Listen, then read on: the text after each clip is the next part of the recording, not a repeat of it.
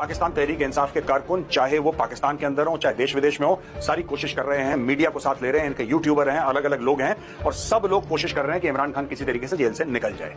आसिम मुनीर चाहता है इमरान खान जेल में रहे। जाहिर सी बात है, Imran Khan is the most popular leader in Pakistan.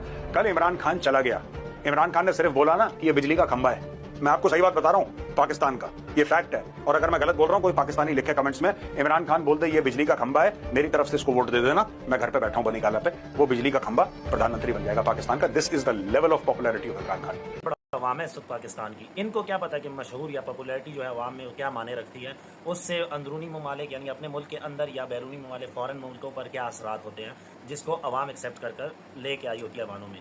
इनकी तो लीडरशिप ही ऐसी है, लीडरलेस ये इनकी लीडरशिप है, ना इनकी कोई पॉपुलैरिटी है, ना ये अवाम में जा सकते हैं। जो पॉपुलर है उनको इन्होंने बंद करके जेलों में रखा हुआ है, जो इनकी कोई पॉपुलैरिटी नहीं है, अवाम में उनकी एक्सेप्टेंस ही नहीं है, वो आकर ऐवानों में बैठे हुए हैं। तो ये ऐवानों में आकर क्या मुल्क की खिदमत करेंगे, मुल्क में अवाम की क्या खिदमत करेंगे।